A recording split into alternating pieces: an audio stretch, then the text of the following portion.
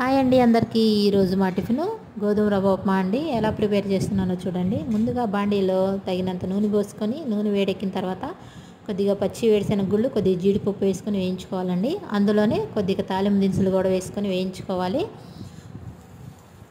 అవి వేగిన తర్వాత సన్నగా తరిగిన ఉల్లిపాయ ముక్కలు కొద్దిగా కరివేపాకు కూడా వేసుకొని వేయించుకోవాలండి. చూడండి, నేను ఒక గ్లాసు గోధుమ రవ్వ తీసుకున్నానండి. ఒక గ్లాసు గోధుమ రవ్వకి 2 గ్లాసులు వాటర్ పోసుకోవాలండి. అప్పుడే గోధుమ రవ్వ చక్కగా ఉడుకుతుందండి. 2 గ్లాసులు వాటర్ పోసుకొని తగినంత ఉప్పు వేసుకొని మూత పెట్టుకోవాలండి. నీళ్లు బాగా తిరుగుతున్నప్పుడు మనం రవ్వ పోసుకొని బాగా కలుపుకోవాలి.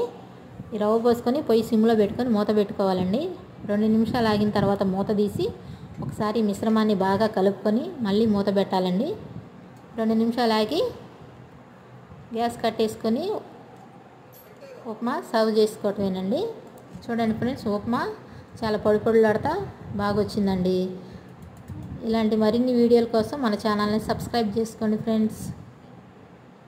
ఈ ఉప్మాలో పంచదార వేసుకొని తింటే చాలా బాగుంటుందండి. పిల్లలైతే చాలా ఇష్టంగా తింటారండి. ఓకే అండి, నచ్చితే లైక్ చేసి మన ఛానల్ సబ్స్క్రైబ్ చేసుకోండి ఫ్రెండ్స్. బాయ్ అండి అందరికీ.